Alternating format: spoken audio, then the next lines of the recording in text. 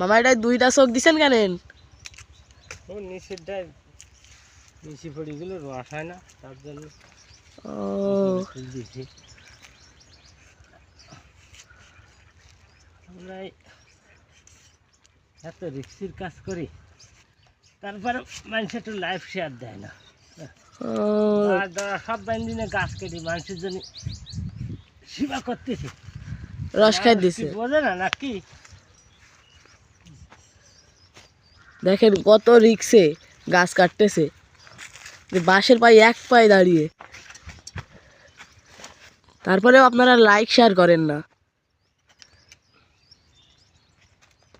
বাংলাদেশের মানুষ আসলে নিষ্ঠুর খুব,